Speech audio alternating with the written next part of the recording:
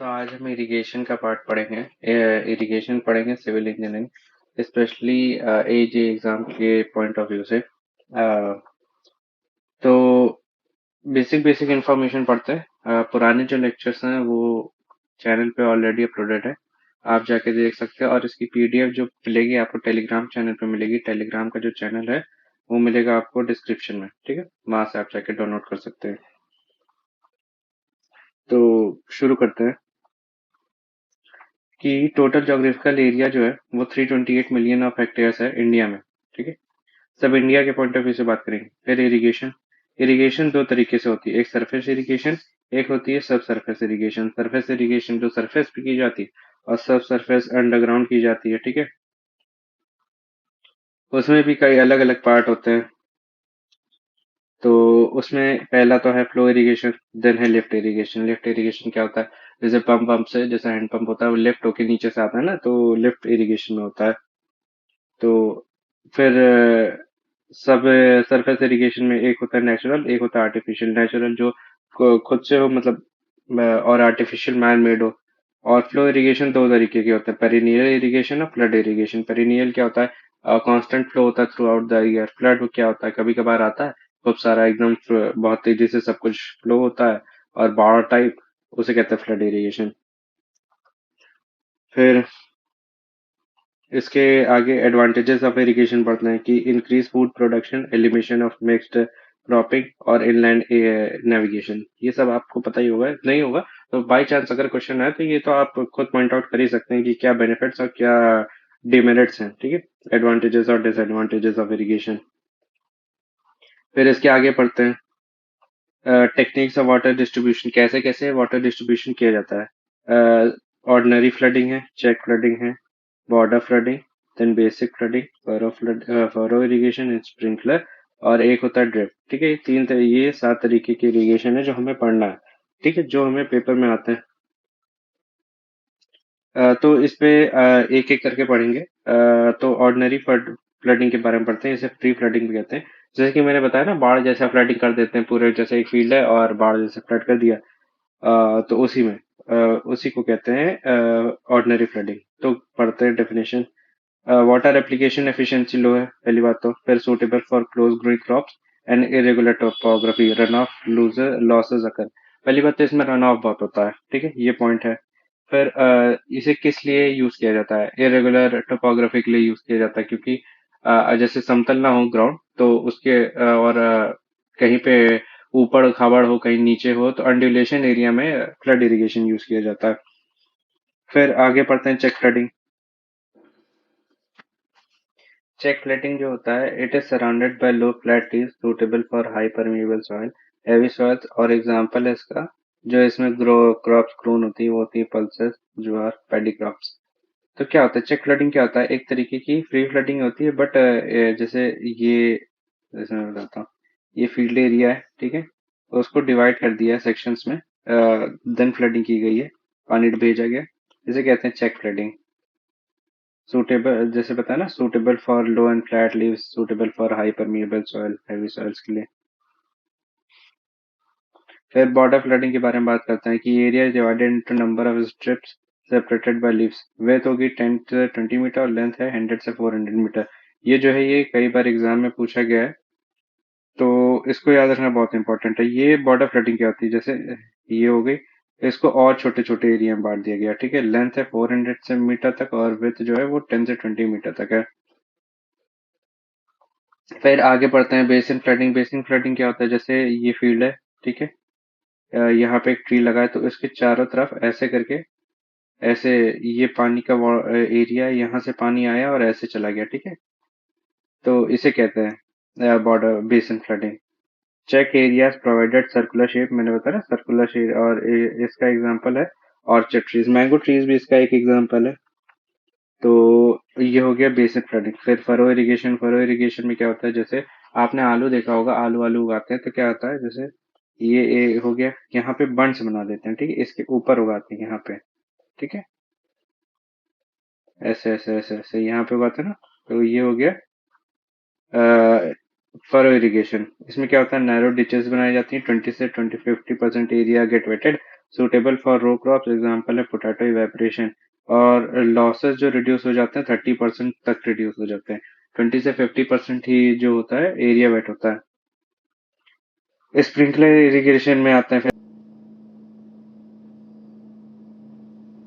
फिर sprinkler irrigation के बारे में पढ़ेंगे कि इसमें क्या होता है, एक प्रेशर, एक पूरी फील्ड होती है, उसमें पाइप सिस्टम, उसमें बीच में ये रख दिया कुछ एक सिस्टम रख दिया जाता है, उस पर फाउंटेन टाइप स्प्रिंकल होते हैं ना, उसे कहते हैं स्प्रिंकलर इरिगेशन। आपने देखा होगा जैसे गार्डन वार्डन्स में बहुत लगे होते हैं। तो एक प्रेशराइज सिस्टम होता है applied by pipes and pumps for irregular and it is use for irregular topography, steep gradients और वाटर टेबल जिसमें हाई होती है और इरोडेबल सॉइल होती है। एग्जाम्पल इसका है टोबैको, ठीक है। हाई विंड और टेम्परेचर में अफेक्टेड होता है और कॉर्नर्स रिमेन अनइरिगेटेड और मेथड जो है कॉस्टली होता है, क्योंकि पाइप सिस्टम्स और ये सब फैलाना होता है ना, इसलिए।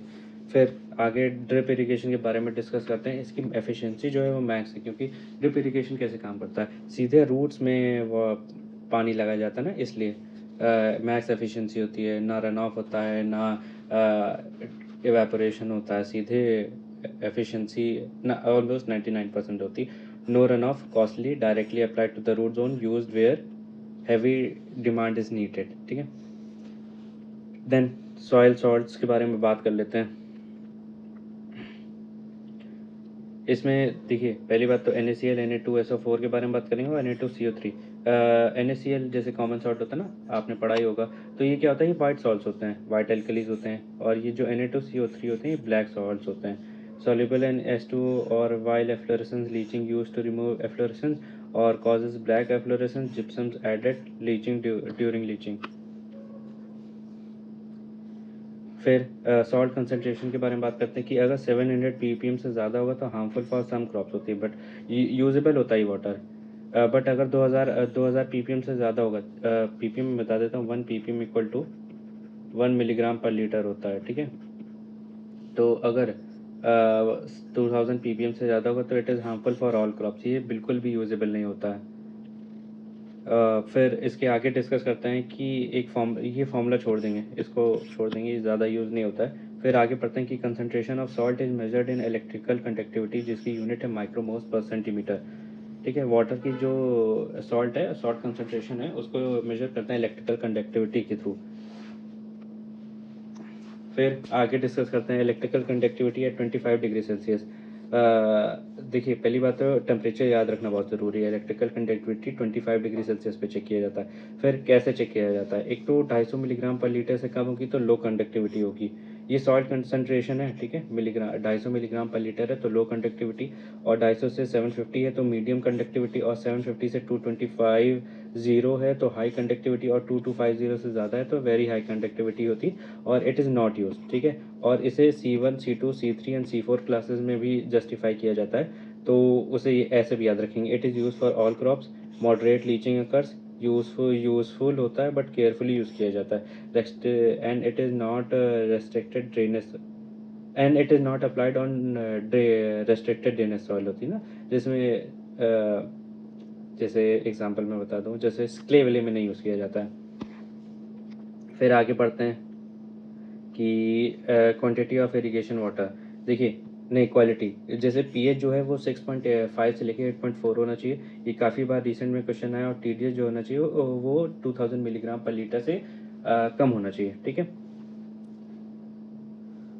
आगे बढ़ते हैं। फिर जो जो सोडियम का कंसंट्रेशन होता है, इट इज़ मेजर्ड बाय सार वैल्यू। सार क्या होता है, सोडियम एब्जॉर्प्शन रेशियो, ये मैंने फुल फॉर्म भी लिखा है, ठीक है। तो सोडियम को मेजर करने के लिए उसकी जो मेजर किया जाता है सार के थ्रू किया जाता है। सार can be decrease by you adding CSO4 और जिप्सम भी कहते हैं जैसे टू सॉइल और वाटर।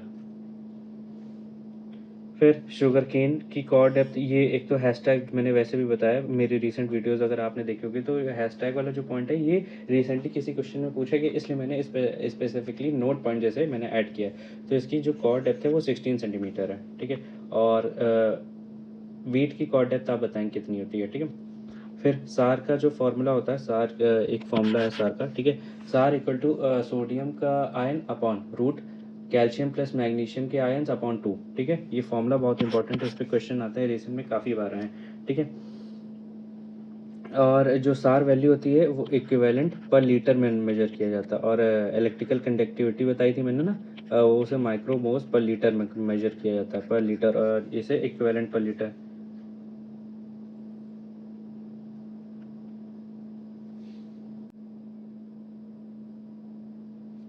फिर SAR value, according to SAR value जो वाटर, जो क्वालिटी ऑफ वाटर है उस पर डिस्कस करते हैं कि 0 से 10 है तो लो सोडियम होता है, 10 से 18 है तो मीडियम होता है, 18 से 26 है तो हाई होता है, और 26 से ज़्यादा है तो वेरी हाई सोडियम होता है। ये नॉट यूजेबल होता है, ये याद रखेंगे, ठीक है। फिर रेसिडुअल का सोडियम कार्बोनेट, ये ज़्यादा तो नहीं पूछा जाता, बट अगर स्पेसिफिकली कहीं आके पूछ लिया गया है, जैसे जम्मू कश्मीर के पेपर में आया था, इसे RSC वैल्यू बोलते हैं, रेसिडुअल सोडियम कार्बोनेट, ठीक है। इसे मिलीग्राम इक्विवेलेंट पर लीटर में मेजर किया जाता है। फिर इसके बेसिस पे जो डिवाइड किया जाता है कि लो है तो 1.5 है, मीडियम है तो 1.5 से 3, हाई है तो 3 से 6, और वेरी हाई है तो 6 से ज़्यादा होता है RSC की वैल्यू, ठीक है। फिर से एक बार रिपीट करेंगे, 1.5 से कम, 1.5 से 3, 3 से 6, 6 से ज़्यादा, लो, मीडियम, हाई, वेरी हाई। फिर आगे बढ़ते हैं कि बोरॉन का कंसनट्रेशन पानी में क्या होता है, 0.3 ppm से लेके 4 ppm तक होगा, ठीक है। फिर सार वैल्यू अगर 15% से ज़्यादा है तो इसे सोडिक सॉइल कहा जाता है, जो कि नॉट गुड होती है। सार की वैल्यू 15% से ज़्यादा तो सोडिक वैल्यू कहा जाएगा। बोरोन का कंसनट्रेशन 0.3 से लेकर 0.4 ppm तक होता है वाटर में। फिर आगे पढ़ेंगे, क्लासिफिकेशन होगा, ये एल्कलाइन होगा, ठीक है, नहीं ये सेलाइन होगा, ठीक है, ये एल्कलाइन होगा, फिर और ये सेलाइन एल्कलाइन होगा, ठीक है। तो ये क्या बताता है कि इलेक्ट्रिकल कंडक्टिविटी सेलाइन की जो होती है वो 4000 से ज़्यादा है, ठीक है। और जो ESP है, ESP क्या होता है, एक्सचेंजेबल सोडियम परसेंटेज, तो ये 15 से कम होता है, और pH की वैल्यू जो है वो 8.5 या 8.5 से कम होती है। एल्कलाइन है तो 4000 से कम होगी, ठीक है, और pH की वैल्यू इसके अपोजिट हो जाती है 15 से ज़्यादा, और pH जो होगा वो हो गई 8.5 से लेकर 10। और सलाइन एल्कलाइन है तो 4000 से कम होगी, 4000 से ज़्यादा होगी, 15 से ज़्यादा होगा, और 8.5 से pH कम होगी। फिर आगे पढ़ते हैं, आगे क्या होगा, ESP का मैंने बता ही दिया, एक्सचेंजेबल सोडियम परसेंटेज, ठीक है। फिर सल्फेट्स इन आयंस कितना होना चाहिए, 192 ppm होना चाहिए। 200 मिलीग्राम पर लीटर रखते हैं, लेकिन 192 ppm स्पेसिफिक वैल्यू है। फिर लीचिंग का प्रोसेस देखते हैं, लीचिंग क्या होता है, it is process of removal of alkali salts dissolve in irrigation water by flooding the land, represented as percentage, ठीक है। तो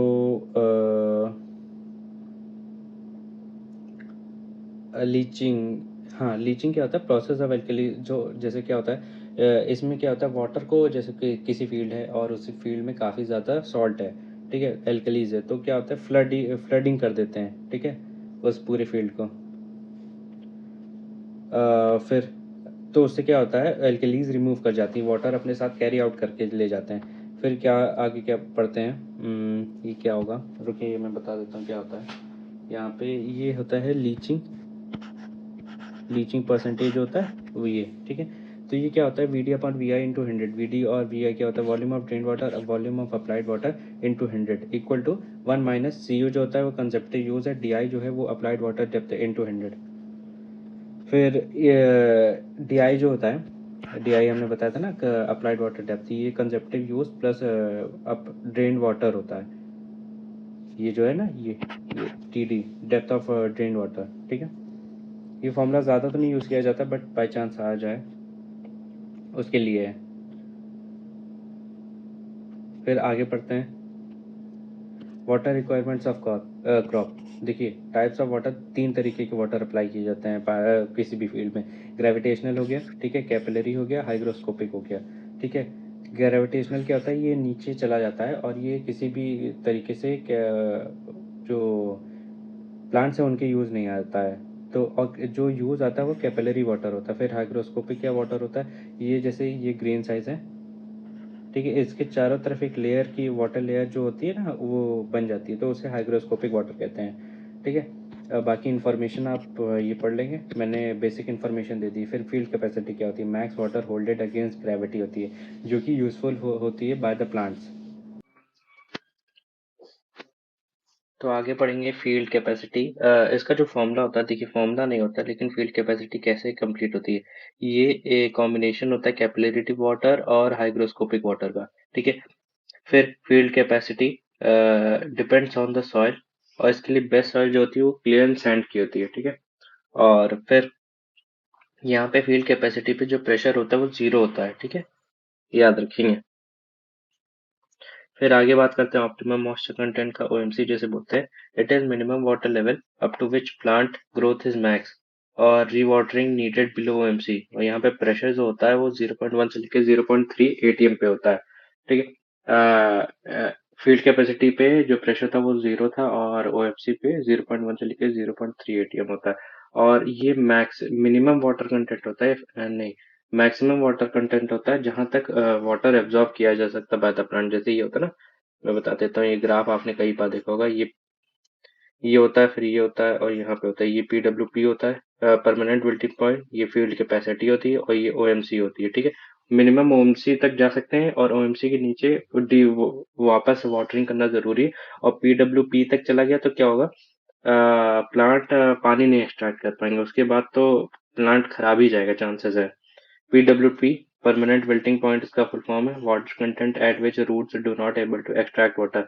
यहाँ पे प्रेशर जो होता है रूट्स पे, जो रूट्स पे प्रेजेंट होता है प्रेशर, वो 7 से लेके 32 एटीएम पे होता है ना। फिर आगे बात करते हैं कि फील्ड कैपेसिटी का फॉर्मूला क्या होता है। Wait of water in the soil, ठीक, और wait of dry soil into 100, ये परसेंटेज में निकलेगा।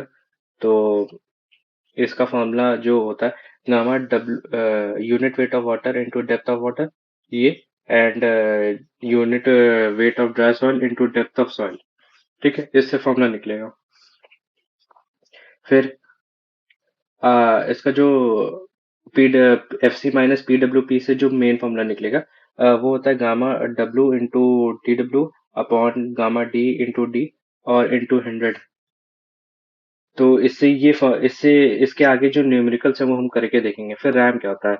रैम जो होता है रेडिली अवेलेबल मॉइस्चर होता है। ये 75% होता है टोटल वाटर का। ठीक है। इसका जो फॉर्मूला होता है वो permissible depletion into available moisture होता है। इसके भी न्यूमेरिकल करेंगे। देखिए ये जो होता है ये फॉर्मूला होता है। बाकी अगर जैसे स्टेटमेंट वाइज पूछ ले तो permissible depletion into available moisture होता है। फिर कुछ क्रॉप्स के बारे में पढ़ेंगे।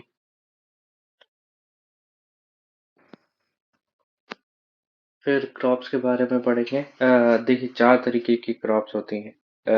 नहीं, जनरली 3 क्रॉप्स होती हैं। ठीक है, सीजनल वाइज।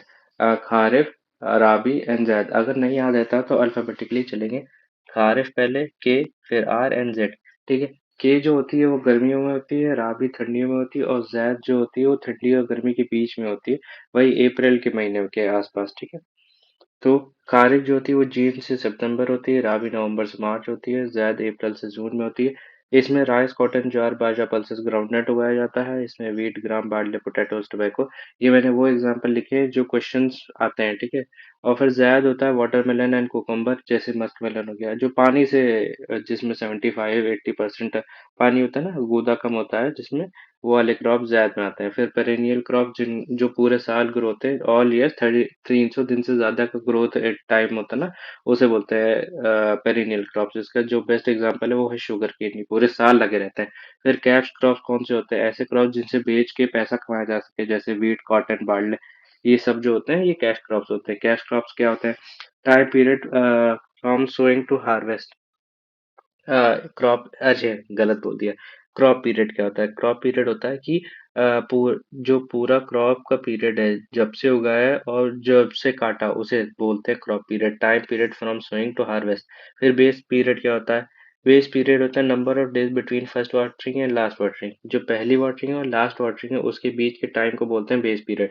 फिर पेलियो इरिगेशन क्या होता है, water added for preparing land. जो जैसे बीज डालने से पहले जो पानी डाला जाता है फॉर प्रिपेयरिंग द लैंड, उसे कहते हैं पेलियो इरिगेशन। कॉर वाटरिंग होता है for watering, first watering after crops grown to few centimetre. जैसे कुछ सेंटीमीटर तक बढ़ गए, फिर उसके बाद जो पानी डाला जाता है ना, उसे कॉर वाटरिंग कहते हैं। फिर अ, अ, देख लेते हैं कि जैसे ये राइस होगा, यहाँ पे ये राइस है। ठीक है।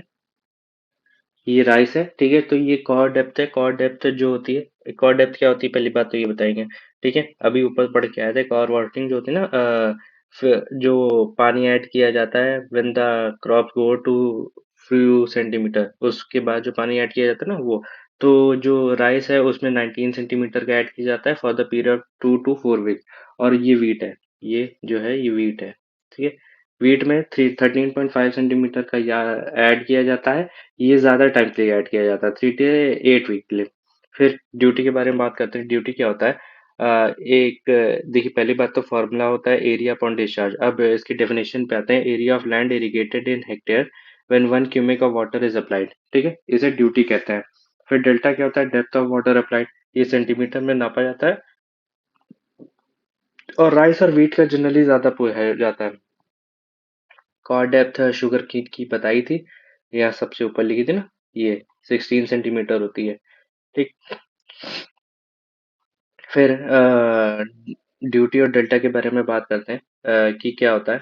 जो राइस की ड्यूटी होती है वो 750 होती है, और जो डेल्टा होता है वो 120 होता है। यहीं पे वीट की जो होती है वो 1800 होती है ड्यूटी, और जो डेल्टा होता है वो 30 से 40 होता है, ठीक है। फिर इसका जो फॉर्मूला होता है वो delta equal to 8.64 into B upon D होता है। जो बी है वो डेज में होगा, डी जो होगा वो हमारा हेक्टेयर पर क्यूबिक में होगा, और जो डेल्टा होगा वो मीटर में होगा। अगर सेंटीमीटर में होगा तो यहीं पे ये हो जाएगा, इसका फॉर्मूला जो दिया गया 860 इंटू बी अपॉन डी हो जाता है, ठीक है। ये सेंटीमीटर में होगा, डेल्टा जो होगा वो सेंटीमीटर में आएगा, ठीक है। और फिर वो डिस्चार्ज का तो फॉर्मूला पता ही होगा, वॉल्यूम अपॉन टाइम होता है। और एक फॉर्मूला और होता है, ये काफी इंपॉर्टेंट है, कभी कहीं कहीं यूज हो जाता है, Q into B equal to area into delta, ठीक है। Q into B equal to area into delta, काफी इंपॉर्टेंट फॉर्मूला है। अगर एफिशिएंसी भी दी गई हो तो एफिशिएंसी से इंटू कर देंगे क्यू इंटू बी को, तो इसका एफिशिएंसी के साथ निकल आएगा। फिर फैक्टर्स अफेक्टिंग ड्यूटी, ये कौन कौन से फैक्टर्स हैं जो ड्यूटी को अफेक्ट करते हैं? तो duty is inversely proportional to delta. ये तो इस फॉर्मूले से भी पता चल रहा है कि ड्यूटी डेल्टा के इनवर्सली प्रोपोर्शनल है। फिर टेम्परेचर के, जैसे जैसे टेम्परेचर बढ़ेगा डेल्टा कम होता, ड्यूटी कम होता चला जाएगा। फिर विंड वेलोसिटी के भी इनवर्सली प्रोपोर्शनल है। पेरिनियल ड्यूटी इनंडेशन ड्यूटी से ज्यादा का मतलब कम होती है, ठीक है। फिर कोर्स अगर सॉइल है और फाइन सॉइल है, इन दोनों के बीच में जो फाइन सॉइल है उसकी ड्यूटी ज्यादा होती है। फिर अगर वे ऑफ इरिगेशन मतलब कैसे तरीकों से इरिगेशन किया जा रहा है, उसके बेसिस पे ड्रिप की सबसे ज्यादा होती है और सबसे कम होती है फ्री फ्लड की। Drip, sprinkler, then furrow, then check and then free flood. सबसे ज्यादा आखिरी और पहले के याद रखेंगे, तो सबसे ज्यादा जो ड्यूटी होती है वो स्प्रिंकलर की, ड्रिप की होती है, और सबसे कम जो होती है वो फ्लड की होती है, ठीक है। फिर लाइन कैनाल और अनलाइन कैनाल में लाइन कैनाल की सबसे ज्यादा होती है, ठीक है। और base is inversely proportional to duty. फिर हेड ऑफ कैनाल पे जो ड्यूटी है, देखिए ड्यूटी क्या होता है, एरियल वाइज मतलब एरिया के बेसिस पे कितना ज्यादा लैंड इरिगेट किया जाता है ना, उसके बेसिस पे होता है। तो बेसिक सी बात है, हेड ऑफ कैनाल छोटा होगा एरिया के कंपैरिजन में, कंपेयर टू फील्ड के कंपैरिजन में। तो ड्यूटी हेड पे मिनिमम होती है और फील्ड में मैक्सिमम होती है, ठीक है, जो कि हमें इससे पता चल रहा है। और फिर कुछ एक्स्ट्रा इरिगेटेड एरिया के बारे में डिस्कस करते हैं कि जीसी क्या होता है। ग्रॉस कमांड एरिया बोलते हैं पहली बात तो। ये टोटल एरिया होता है जो कि इरिगेट किया जाता है। इसमें कल्टीवेबल मतलब जैसे पूरा एरिया है, इसमें हम आधा हिस्सा कल्टीवेट कर रहे हैं, तो कल्टीवेबल और नॉन कल्टीवेबल एरिया पे दोनों ऐड करके इसमें बताते हैं जीसीए में। Total area which can be irrigated. फिर कल्चरल कमांड एरिया एरिया होता है, फिर इसे सीसीए बोलते हैं। इसमें क्या होता है, ये पोर्शन ऑफ जीसी होता है, मतलब जीसी का पार्ट होता है, जैसे ये वाला मैंने बताया ना, ये वाला, ठीक है। इसे सीसीए बोलते हैं, कल्चरल कमांड एरिया। तो ये ग्रॉस कमांड एरिया का वो पार्ट है जो कि कल्टीवेबल होता है, 80% ऑफ द जीसी होता है। फिर नॉन कल्चरेबल कमांड एरिया, जैसे ये हो गया नॉन कल्चरेबल, ये एनसीए हो गया।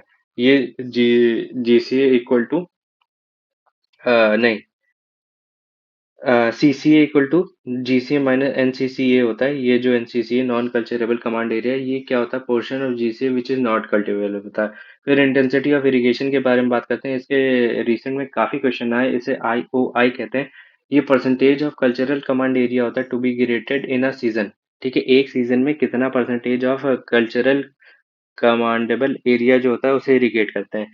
For one season it is 100%, but for more than one P season it is greater than 100%। Generally it is taken as 40 से 60%। ये याद रखेंगे, एक सीजन के लिए 100% तक होता है, एक से ज्यादा सीजन के लिए 100% से ज्यादा होता है, और जनरली जो रखा जाता है इसे 40 से 60% तक रखा जाता है।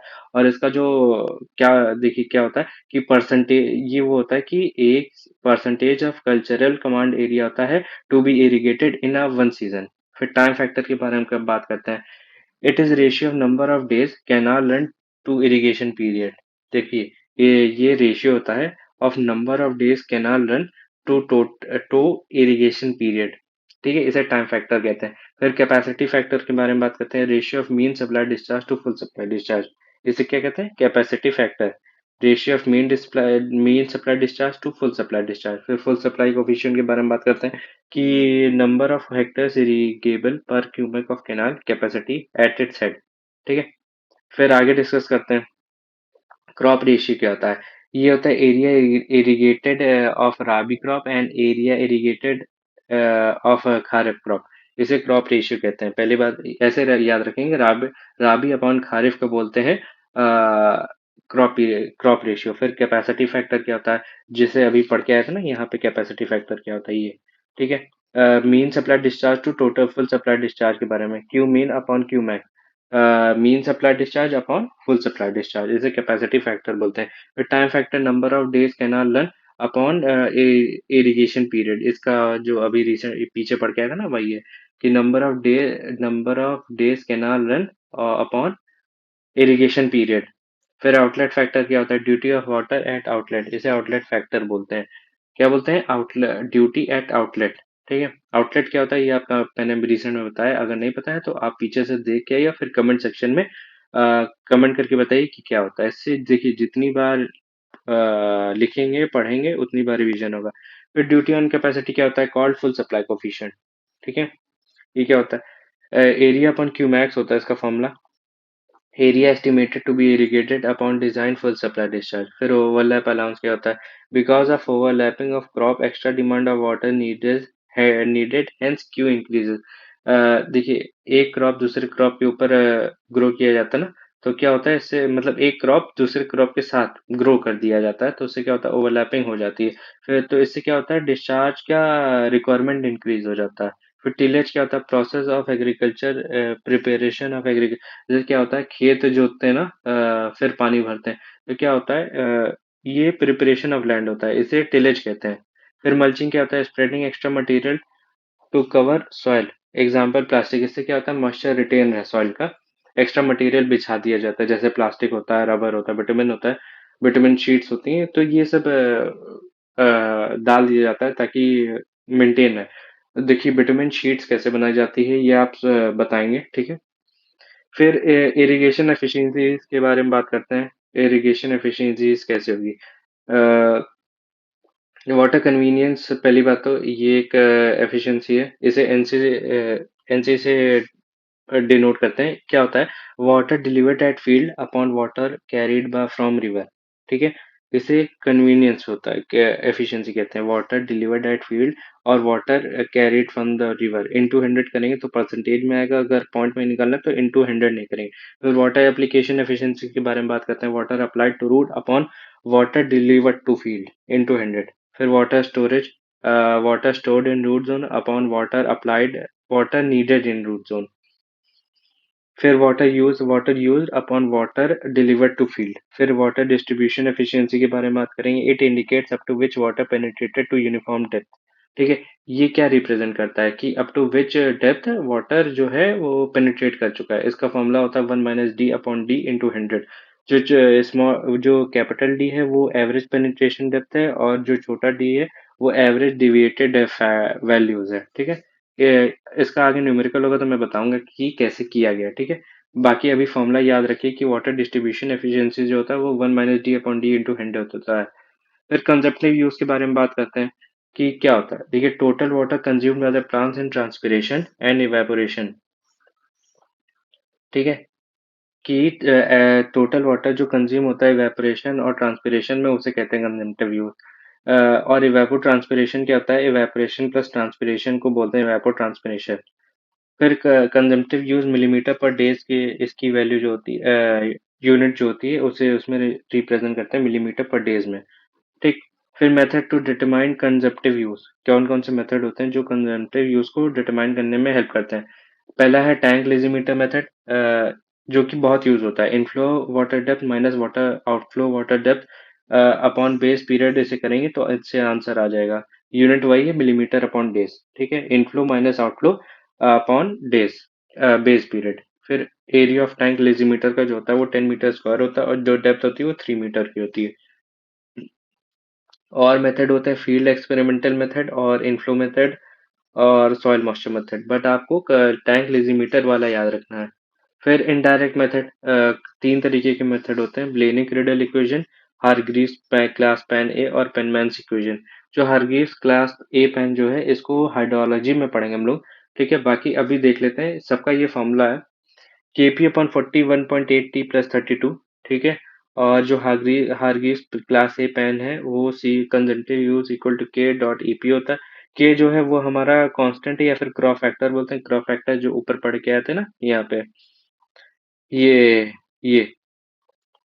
रावी अपॉन खारव। ठीक है, और फिर पेनमैन्स इक्वेशन है, ये based on energy and mass transfer पे बेस होती है। ठीक है, फिर factors affecting consumptive use, temperature बढ़ेगा कंजम्पटिव यूज बढ़ेगा, ह्यूमिडिटी बढ़ेगी कंजम्पटिव यूज घटेगा, क्रॉप पीरियड बढ़ेगा कंजम्पटिव यूज बढ़ेगा, wind velocity is directly proportional to consumptive use, type of course soil है तो कंजम्पटिव यूज बढ़ेगा, और फाइन सॉइल है तो कंजम्पटिव यूज इनवर्सली प्रोपोर्शनल है। फिर फाइन इंडेक्स के बारे में बात करेंगे, ये हाइड्रोलॉजी का पार्ट है, ये यहाँ नहीं पढ़ेंगे।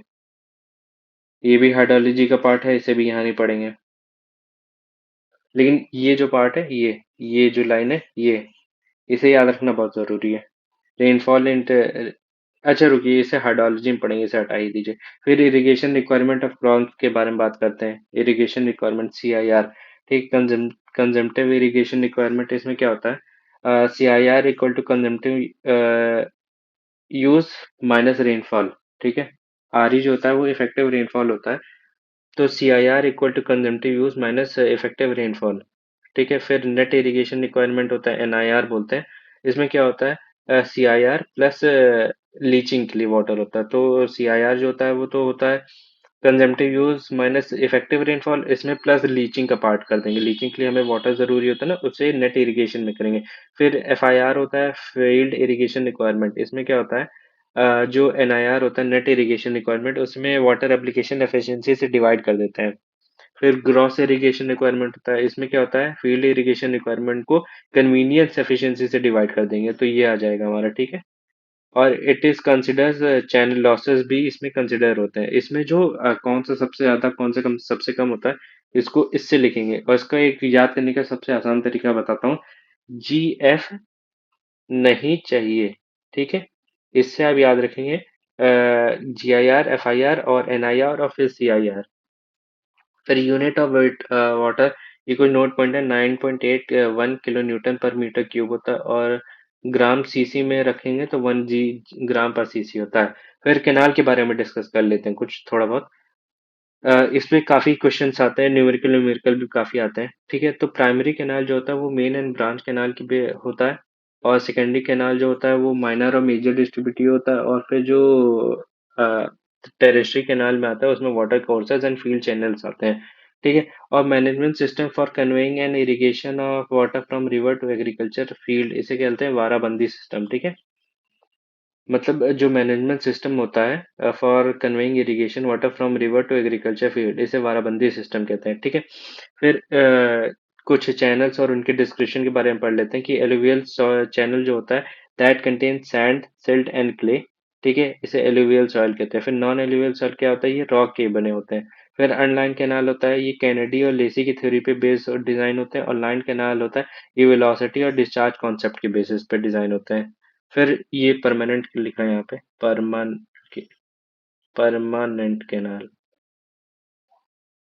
परमानेंट कैनाल क्या होता है, ये परमानेंटली फीड होते हैं वाटर के बाय द रिवर। ठीक है, और थ्रू आउट द ईयर होते हैं। फिर इनंडेशन कैनाल क्या होता है, gate supplies when water level in the river rise, जैसे मानसून का पीरियड है, बारिश बहुत हुई, रिवर का वाटर लेवल राइज हुआ, तो उससे क्या होता है, पानी इसमें उठ के आ जाता है, इसे इंडेंटेशन कैनाल कहते हैं। फिर फीडर कैनाल होता है, ये कंस्ट्रक्ट किया जाता है फॉर स्मॉलर एरिया के इरिगेट करने के लिए, ठीक है। फिर कैरियर कैनाल क्या होता है, ये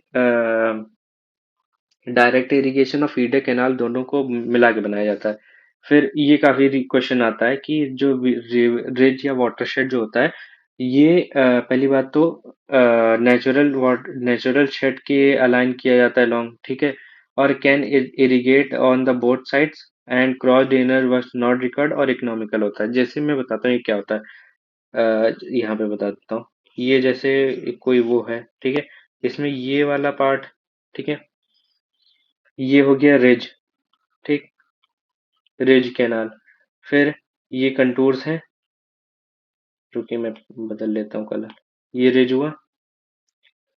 तो क्या होता है,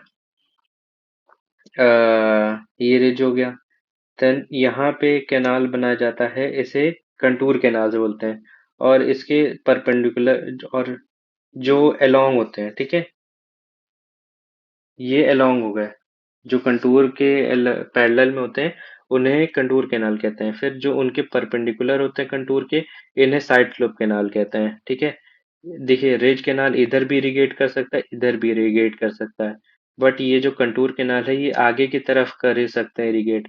और साइड स्लोप कैनाल जो होते हैं वो इधर और इधर भी इरिगेट कर सकते हैं। तो इसके बारे में पढ़ते हैं, कि contour canal aligned along the contours, जैसे मैंने बताया था, ये कंटूर है, ये कंटूर है, ये कंटूर है, ठीक है, और उनके पैरेलल, ठीक है, can irrigate only on one side और cross drainage required, max cross drainage required है। फिर साइड स्लोप कैनाल जो होते हैं align at right angle to contour parallel to drainage and cross drainers are not required. फिर main canal क्या होता है, provide water to branch canal and no direct irrigation. फिर on the basis of discharge के basis पे canal को divide किया गया है। जो मेन मेन कैनाल होते हैं, मेन या ब्रांच कैनाल, इनका जो डिस्चार्ज होता है वो 5 क्यूमेक से ज़्यादा होता है। फिर मेजर और माइनर डिस्ट्रीब्यूटरी होता है वो 0.25 से लेके 3 क्यूमेक तक होता है। और जो वाटर कोर्सेज और फील्ड चैनल्स होते हैं ना, नहीं, माइनर डिस्ट्रीब्यूटरीज होती हैं, हाँ ठीक है, जो माइनर डिस्ट्रीब्यूटरीज होती हैं वो 0.25 से कम होता है। और जो वाटर चैनल्स और ये वाटर कोर्सेज और फील्ड चैनल्स होते हैं इनमें 0.08 क्यूमेक तक होता है पानी, ठीक है, ये याद रखेंगे फिर आप। फिर losses of water water in canals, देखिए 2 से 3% तो इवेपोरेशन से होता है, बाकी जो मेजर लॉस होता है वो परकुलेशन से होता है, जैसे यहाँ लिखा है ना, परकुलेशन से होता है ड्यू टू एब्जॉर्प्शन। देखिए अगर पोरस सॉइल है तो एब्जॉर्प्शन होगा, लेकिन अगर सॉइल जो है कोर्स है तो उसमें परकुलेशन होगा, ठीक है। एब्जॉर्प्शन और परकुलेशन ऐसे याद रखेंगे। फिर फैक्टर्स अफेक्टिंग लॉसेस, कौन कौन से फैक्टर्स होते हैं जो अफेक्ट करते हैं लॉसेस को, types of sewage, amount of silt carried, cross section of channel, फिर कंडीशन ऑफ सॉइल और वेलोसिटी ऑफ कैनाल। फिर on the basis of discharge, ये रिसेंट में काफी क्वेश्चन आए थे, 2-3 बार आ चुका है। जो रेडियस होता है कैनाल का उसे कितना रखते हैं, तो नीचे से शुरू करेंगे। 0.5 से लेके 3 तक होता है तो 100 मीटर रखते हैं, ठीक है। 3 से 15 होता है तो 150 रखते हैं, नहीं, हाँ 150 रखते हैं, ये 100 है। और ये इसका पार्ट है, ये इसका पार्ट है, ये 0.5, ठीक है, cumec. 1 cumec equal to 1 metre cube per second होता है। और तो 0.5 क्यूमेक से कम है तो 100 होगा, और 0.5 से लेके 3 है तो 150 होगा, 3 से 15 है तो 300 होगा, 15 से 30 है तो 600 होगा, और फिर 30 से 100 है तो 900 होगा, और 100 से ज़्यादा है तो 1500 मीटर का रेडियस होता है, ठीक है। फिर आगे डिस्कस करते हैं एलिमेंट्स ऑफ कैनाल के बारे में। कैनाल के जो अलग अलग पार्ट्स हैं उनके बारे में बात करते हैं, कि साइड स्लोप क्या होता है। Stability of canal depends upon side slope, ठीक है, साइड स्लोप पे स्टेबिलिटी ऑफ कैनाल डिपेंड करती है। अगर कटिंग में ज्यादा रखी जाती है, फिलिंग में कम रखी जाती है। कटिंग में रखी जाती है 1:1, 1 हॉरिजॉन्टल 1 वर्टिकल पे, या फिर से लेके 1.5 हॉरिजॉन्टल 1 वर्टिकल तक, ठीक है। और फिलिंग में रखी जाती है 1.5 हॉरिजॉन्टल 1 वर्टिकल से लेके 2 हॉरिजॉन्टल 1 वर्टिकल तक, ठीक है। ये याद रखना बहुत इंपॉर्टेंट है। फिर फ्री बोर्ड क्या होता है? Margin between full supply level and top of bank, ये बैंक है, ठीक है। For line canals it is from full supply level to top of margin. क्या होता है? जैसे ये कैनाल है, ये मार्जिन है, ठीक है। तो यहाँ से लेके जैसा पानी यहाँ तक है सर, तो ये जो होता है इसे कहते हैं हम फ्री बोर्ड, ठीक है। और ये डिस्चार्ज के बेसिस पे फ्री बोर्ड रखा जाता है। अगर 1 से 5 क्यूमेक है तो 0.50, और 5 से 10 है तो 0.60, और 10 से 20 है, नहीं 10 से 30 है तो 0.70, और 30 से ज़्यादा है 150 तक तो 0.90 मीटर रखा जाता है फ्री बोर्ड। फिर दौलाज के बारे में बात करते हैं। ये क्या होता है? फॉर सेफ्टी ऑफ व्हीकल्स दौलाज आर मेड 0.3 मीटर वाइड होते हैं, नहीं हाइट हाई होते हैं, और 0.3 से लेकर 0.6 मीटर तक वाइड होते हैं। डॉलर्स के देखिए कहीं पे हाँ ये डायग्राम है, ये देखिए ये डायग्राम है इसके, अभी मैं समझाता हूँ इसके बेसिस पे। देखिए ये partially cutting and partially filling में कोई एक चैनल बना है, ठीक है। तो क्या होता है? अ, ये हमारा डॉलर्स हो गया, ठीक है। ये हमारी रोड हो गई, यहाँ पे बैंक है हमारा, ये हमारी रोड है, ठीक है। और ये हमारा कंटूर बम है। फिर और ये NSL है, NSL होता है नॉर्मल सप्लाई लेवल, ये हमारा फ्री बोर्ड है, ठीक है। ये हमारा पानी है, और ये फुल सप्लाई लेवल है, ठीक है। ये बर्म होता है, बर्म क्या होता है अभी आगे डिस्कस करते हैं, ठीक है। तो इतना हो गया। फिर सर्विस रोड के बारे में बात करते हैं कि फॉर इंस्पेक्शन पर्पस 0.5 से लेके 1 मीटर तक अबव FSL सर्विस रोड दी जाती है। फिर कंटूर बम क्या होता है? Generally given in the canal in filling extra berm provided in the bank of embankment protect from leakage due to seepage. जैसे क्या होता है? पानी यहाँ से लीक करके ऐसे ना आ जाती, ये पर्म दे दिया जाता है ना, तो ये पानी को रोक देता है, नहीं तो आ, एक सीपेज होने लगेगा। फिर स्पॉइल बैंक क्या होता है? Extra soil disposed of at the edge of the embankment while cutting. ये क्या होता है? सॉइल निकाली यहाँ से यहाँ डाल दी, यहाँ से निकाली यहाँ से डाल दी, बट ज्यादा जब हो जाती है तो क्या होता है? स्पॉइल बैंक बना दिया जाता है एक्स्ट्रा, ठीक है। फिर बम क्या होता है? बम होता है horizontal distance left at the ground level between the toe of the bank and top edge of cutting. ये होता है ना, ये, ठीक है। इसे बोलते हैं, ये क्या 3 क्राइटेरिया कंप्लीट करता है? एक तो एरोजन से बचाता है, रेजीम कंडीशन प्रोवाइड करता है, और एडिशनल स्ट्रेंथ देता है। रेजीम कंडीशन क्या होती है ये अभी डिस्कस करते हैं, ठीक है। मैं अभी बता देता हूँ, ऐसी कंडीशन जहाँ पे ना सिल्टिंग हो ना स्कोरिंग हो ऑफ कैनाल, उसे कहते हैं रेजीम कंडीशन। तो ये बर्म का काम होता है। NSL बता ही दिया था, नॉर्मल सप्लाई लेवल होता है, नेचुरल सप्लाई लेवल होता है। एक मिनट, नेचुरल सरफेस लेवल में नेचुरल सप्लाई लेवल भी होता है, बट यहाँ पे नेचुरल सरफेस लेवल है, ठीक है। तो बर्म क्या होता है? Horizontal distance left at the ground level from the toe of the bank to the edge of cutting, ठीक है। फिर डिजाइन ऑफ कैनाल के बारे में बात करते हैं। देखिए डिजाइन ऑफ कैनाल दो तरीके से होती है, कैनेडी के द्वारा, एक लेसी के थ्रू, ठीक है। फिर canal are design for critical velocity, एक तो क्रिटिकल वेलोसिटी के लिए डिजाइन करते हैं, ठीक है। क्रिटिकल वेलोसिटी पे क्या होता है? नो सिल्टिंग होती है, नो स्कोरिंग होती है, यहाँ पे जैसे लिखा है, ठीक है। Alluvial canal generally designed with no silting and no scouring condition called regime condition, ठीक है। मैंने बताया ना रेजिम कंडीशन क्या होता है। फिर अगर सिल्टिंग हो रही है तो फ्रिक्शन बढ़ेगा, जिससे डिस्चार्ज कम होगा, कल्चरेबल कमांड एरिया खुद ही कम हो जाएगा। और स्कोरिंग होगी तो टर्बुलेंस बढ़ेगा, जिससे डिस्चार्ज कम हो जाएगा, और फिर कल्चरेबल कमांड एरिया कम हो जाएगा। फिर आते हैं कैनेडी और लेसी थ्योरी पे।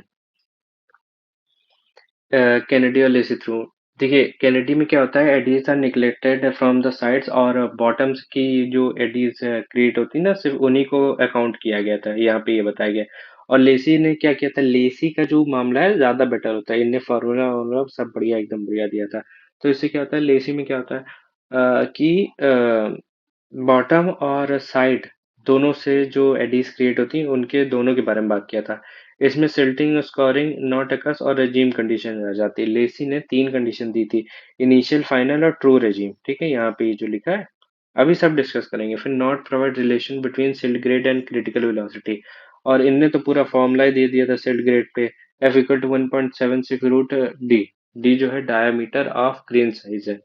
फिर no expression for bed slope, इनने तो पूरा बढ़िया फॉर्मूला वार्मूला दिया था।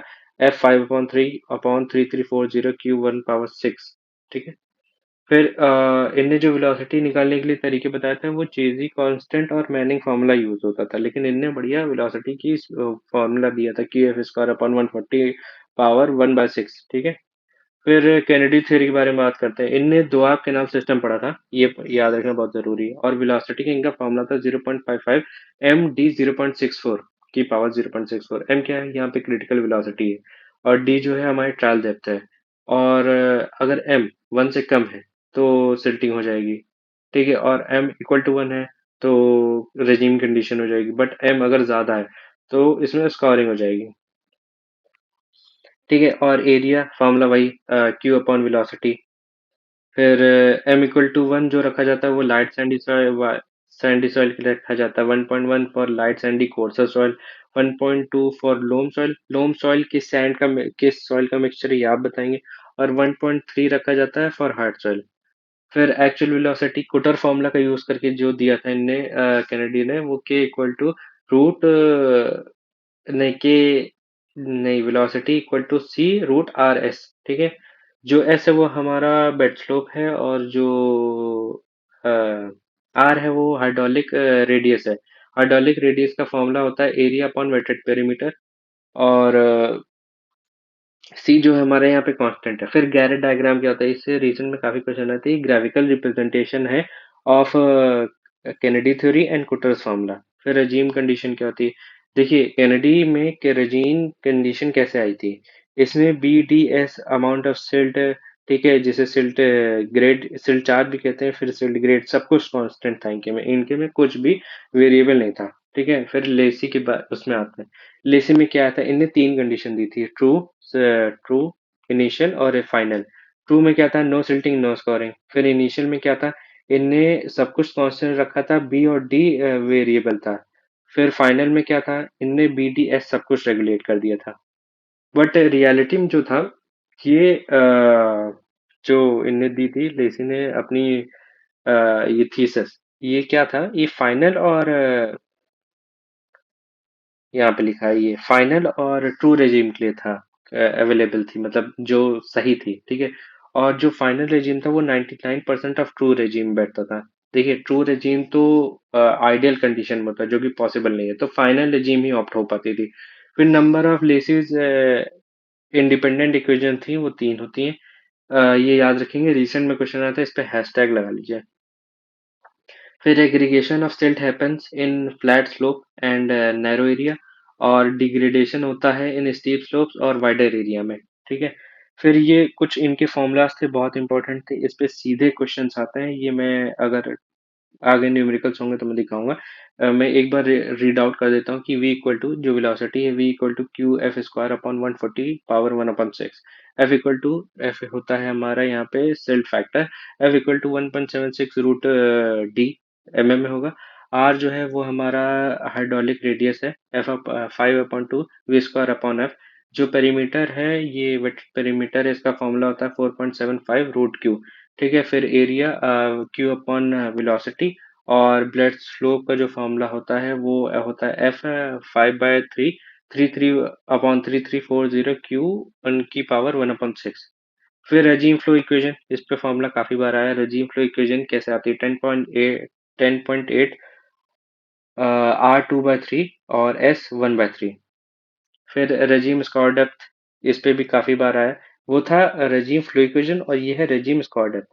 तो कैसे आता है, 1.35 ब्रैकेट में Q² / F की पावर 1/3। क्यू जो होता है यहाँ पे, जो स्मॉल क्यू है वो Q/B है, जो क्या मतलब डिस्चार्ज अपॉन विथ है, ठीक है। अगर कैपिटल क्यू रखना है तो 0.48 Q/F की पावर 1/3 होगा, ठीक है। देखिए ये मेन फॉर्मूला, इसे याद रखना बहुत जरूरी है, 1.35 Q² / F की पावर 1/3। फिर to find Chezy's constant, Bazin formula use और कुटर फॉर्मूला यूज। फिर मैनिंग्स का फॉर्मूला का जो इक्वेशन होता है वो होता है 1/n R 2/3 S 1/2, ठीक है। बेंडिंग फॉर्मूला तो आप फ्लूइड मैकेनिक्स में भी पढ़ेंगे। फिर मैनी कांस्टेंट के बेसिस पे जो अनलाइन कैनाल्स की जो कंडीशंस है वो उस पर डिस्कस करते हैं कि 0.0225 जो होगा वो वेरी गुड कंडीशन है। फिर 25 पॉइंट्स बढ़ाएंगे, 0.0250 ये गुड कंडीशन होगा, 0.0275 ये इनडिफरेंट होगा, फिर पुअर में तो 0.30 हो जाएगा। फिर ये अनलाइन कैनाल्स के लिए। बट अगर लाइन कैनाल्स है तो 0.018 से लेकर 0.20 तक जाता है मैनिंग्स कांस्टेंट के बेसिस पे। फिर आइडियल शेप्स ऑफ कैनाल क्या होता है? लाइन कैनाल के लिए ट्रेपेजॉइडल होता है और अनलाइन कैनाल के लिए सेमी सर्कुलर होता है। फिर best section of canal partially cutting and partially filling, ये सबसे बेस्ट कैनाल सेक्शन होता है। फिर कैनाल लाइनिंग के बारे में भी डिस्कस कर लेते हैं। देखिए किस किस बेसिस पे कैनाल लाइनिंग की जाती है। अगर हार्ड सरफेस लाइनिंग है तो कंक्रीट कर सकते हैं, बोल्डर की कर सकते हैं, एस्फाल्टिक की कर सकते हैं, और जनरली कंक्रीट की जाती है। अर्थ फिलिंग की देखिए कॉम्पैक्टेड सॉइल कर सकते हैं या फिर सीमेंट प्लस सॉइल की भी कर सकते हैं। फिर वेलोसिटी के बेसिस पे मतलब लाइनिंग की जाती है तो अलग अलग लाइनिंग पे अलग अलग वेलोसिटी होती है। अगर सीमेंट कंक्रीट की लाइनिंग है तो 2.7 मीटर पर सेकंड होगी, बर्ड लाइन होगी तो 1.8 मीटर होगी, और बोल्डर होगा तो 1.5 मीटर पर सेकंड होगी। टाइप ऑफ सॉइल के बेसिस पे रॉक एंड ग्रेवल है तो 1.5 मीटर, मॉरम या फिर हार्ड सॉइल है तो 1.0 से 1.1 मीटर पर सेकंड, लोम या back to black cotton soil है तो 0.6 से लेकर 0.9, और ऑर्डिनरी सॉइल है तो 0.6 से लेकर 0.9 मीटर पर सेकंड। फिर क्रॉस ड्रेनेज वर्क पे डिस्कस कर लेते हैं। इस पे भी रिसेंट में काफी क्वेश्चंस आए। एक्वेडेक्ट, सुपर पैसेज और साइफन, कैनाल साइफन के, और फिर लेवल क्रॉसिंग ये सब होता है। इसमें क्या होता है देखिए, ये एक बड़ा टॉपिक है, मतलब एक लेक्चर लग सकता है, बट मैं एक शॉर्ट टर्म में बता देता हूँ कि जैसे ये हो गया हमारा कैनाल, ठीक है, रुकिए, अच्छा, ये हो गया हमारा कैनाल, ठीक है, और ये हो गया हमारा रिवर, ठीक है, ये हो गया इसका ड्रेनेज बेड लेवल, ये हो गया इसका यहाँ पे कैनाल बेड लेवल, ये हो गया इसका फुल सप्लाई लेवल, ठीक। और एक मिनट, ऐसे बनाते हैं, ठीक। तो अब अलग अलग कंडीशन पे डिस्कस करते हैं कि जैसे एक्वाडेक्ट क्या होता है। एक्वाडेक्ट क्या होता है, जैसे पानी इसका यहाँ पे है, ठीक है, और इसका पानी यहाँ पे है, तो क्या होता है, ये कैनाल कहलाया जाता है। इसमें क्या होता है, जो फुल सप्लाई लेवल होती है, फिर कैनाल बेड लेवल होता है, फिर हाई फ्लड लेवल होता है, और फिर ये ड्रेनेज बेड लेवल होता है। ये हाई फ्लड लेवल क्या होता है, ये जो होता है इसका लेवल, रिवर वाले पार्ट का, ये हाई फ्लड लेवल है, ठीक है।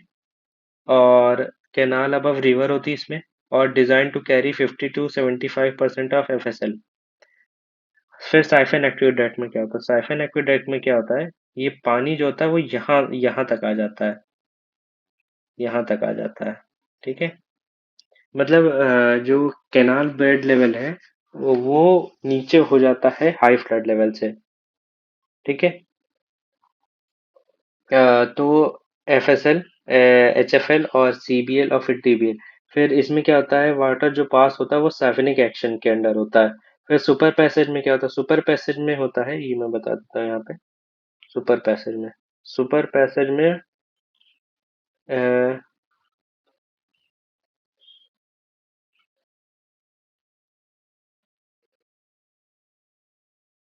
ये हमारी हो गई रिवर, और ये हो गया कैनाल, ठीक है। इसमें सब कुछ सेम है, बट रिवर और कैनाल की जगह में पलट जाता है, ठीक है, ऊपर नीचे हो जाता है। तो सुपर पैसेज में क्या होता है, हाई फ्लड लेवल, फिर कैनाल बेड लेवल, फिर एफएसएल होता है। कैनाल बिलो रिवर होती है, और canal water flow under gravity action. Canal siphon में क्या होता है, इसमें जो इसका पानी वो यहाँ तक आ जाता है, जो रिवर का हाई ड्रेनेज बेड लेवल है उससे ऊपर आ जाता है कैनाल का पानी, तो ये हमारा हो जाता है कैनाल साइफन। और लेवल साइफनिक एक्शन में पानी बहता है इसमें भी। और लेवल क्रॉसिंग क्या होता है, यहाँ से कैनाल आ रही है और यहाँ से वो रिवर कैनाल आ रहा है, तो ये दोनों एक ही लेवल पे होते हैं ना, तो इसे लेवल क्रॉसिंग कहते हैं। फिर आगे डिस्कस करते हैं। रिवर ट्रेनिंग वर्क्स शुरू करते हैं। रिवर ट्रेनिंग वर्क्स पढ़ना था मैं, तो इसमें पढ़ते हैं सबसे पहले पॉइंट तो मीएंडरिंग रेशियो कहते हैं। मीएंडरिंग रेशियो क्या होता है? पहली बात तो रिवर ट्रेनिंग वर्क्स किस लिए करते हैं, ठीक है? रिवर ट्रेनिंग वर्क्स करते हैं जैसे कई इसमें वो होता है जैसे पानी बढ़ाने का, या फिर सिल्ट से बचाने का, और जो गाइड बैंक्स होते हैं उनको बचाने का, ठीक है? इन सब से रिलेटेड करने के लिए रिवर ट्रेनिंग वर्क करते हैं। तो इसमें पहला पॉइंट पड़ता है मींडरिंग रेशियो क्या होता है। It is meandering build upon meandering length. Meandering belt जो होती है उसे मींडरिंग विथ भी कहते हैं।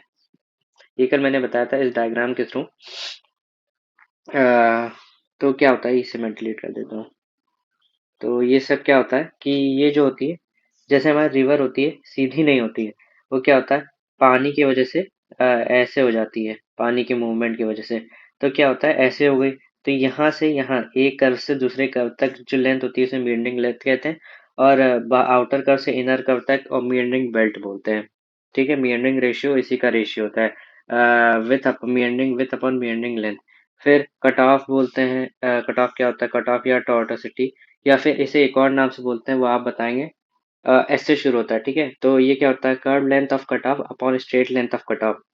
और जो कट ऑफ की लेंथ होती है, कट ऑफ रेशियो की जो वैल्यू होती है वो 1.7 से लेके 3 के बीच में होती है। फिर मींडरिंग लेंथ अगर निकालना है तो ये 65.8 रूट की होता है on the basis of discharge. 65.8। और अगर मींडरिंग बेल्ट निकालनी है तो ये 150 रूट पी क्यू होता है।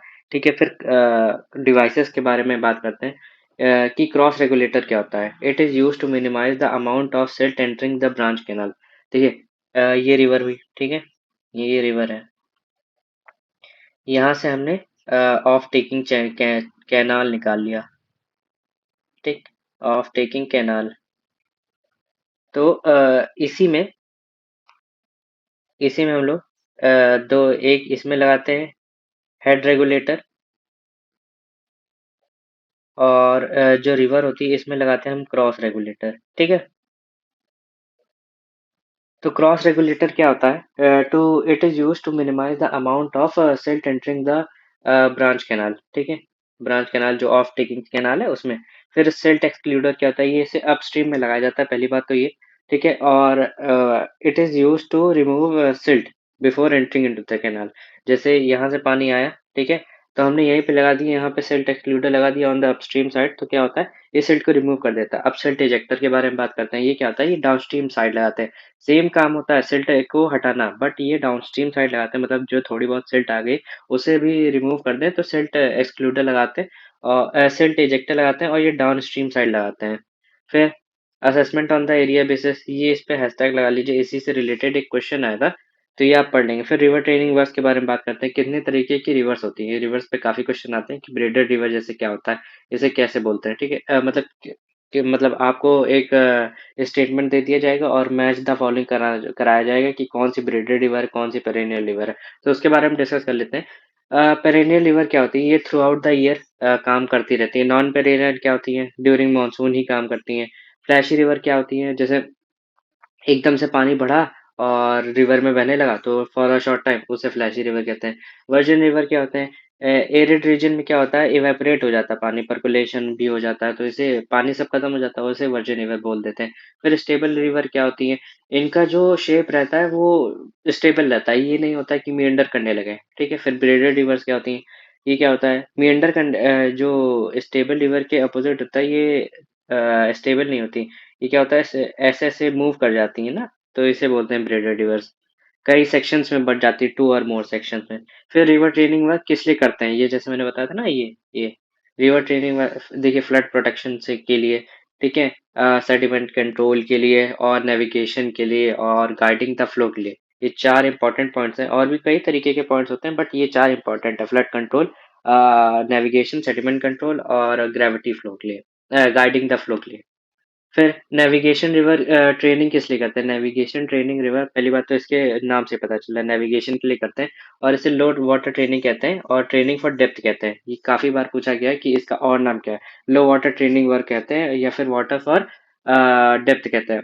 ये नेविगेशन के पर्पज से किया जाता है रिवर ट्रेनिंग। फिर सेडिमेंट कंट्रोल किया जाता है, ये मीन वाटर डेप्थ बोलते हैं इसे, या फिर ट्रेनिंग फॉर सेडिमेंट बोलते हैं। फिर कैनाल आउटलेट क्या होता है? कैनाल आउटलेट जैसे मैंने बताया था ना, कैनाल आउटलेट जनरली प्रोवाइड किया जाता है वाटर कोर्सेज या फिर फीड चैनल्स में। ये क्या होता है? Structure constructed to connect water courses to minor distributaries. इसका जो डिस्चार्ज है वो 0.08 होता है मीटर क्यूब पर सेकेंड, या फिर क्यूबिक भी बोल सकते हैं। And Q can be measured, इससे क्यू भी डिस्चार्ज भी मेजर किया जा सकता है। And act as a head regulator for the water course, ठीक है। फिर देखिए तीन तरीके के होते हैं, रिजिड, फ्लेक्सिबल और सेमी, नहीं, क्योंकि मैं बता सेमी फ्लेक्सिबल बोलते हैं, नहीं तो मैं ऐसे बोल देता हूँ सेमी मॉड्यूलर, मॉड्यूलर और नॉन मॉड्यूलर। तो क्या होता है, जैसे नॉन मॉड्यूलर या फिर फ्लेक्सिबल आउटलेट को क्या होता है कि पहली बात तो कंट्रोल नहीं होता है। फिर discharge capacity depends upon the difference of water level in distributary and water courses. जैसे क्या होता है, मैं यहाँ पे बता देता हूँ। जैसे ये हमारा माइनर डिस्ट्रीब्यूटरी और ये हमारा वाटर कोर्स है, ठीक है। यहाँ से यहाँ पानी आ रहा है, तो इन दोनों के डिफरेंस की वजह से ही पानी बहेगा। अगर दोनों में सेम रहेगा तो नहीं बहेगा। तो ये नॉन मॉड्यूलर वाला सेक्शन हो गया, ठीक है। फिर सेमी मॉड्यूलर में क्या होता है, या फिर सेमी फ्लेक्सिबल भी बोल सकते हैं। तो इसमें क्या होता है, discharge depends upon the water distributary, minor distributary.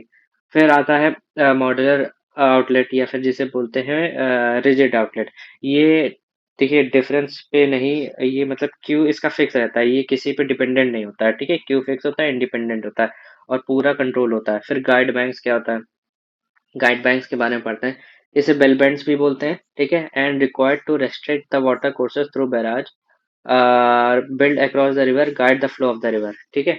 Guide banks water course में बनाया जाता है बैराज के परपेंडिकुलर, और फ्लो को गाइड ऑफ फ्लो रिवर में गाइड करते हैं, ठीक है। फिर डिवाइड वॉल क्या होता है? डिवाइड वॉल, डिवाइड वॉल भी एक गाइड बैंक का थोड़ा अपर पोर्शन टाइप है ना। तो ये पहली बात तो 90 डिग्री पे बनाया जाता है बैराज के, ठीक है। और two portion divide wall in two portion built at right angle to access of barrage, ये मैंने बताया था। फिर ऑफ टेकिंग चैनल, मैंने कैनाल मैंने बता ही दिया क्या होता है। बेड स्लोप जो होता है इसका जीरो होता है फ्रॉम द मेन कैनाल। फिर बैराज के बारे में बात करते हैं, बैराज क्या होता है? गेट्स होते हैं use to regulate and raise water level.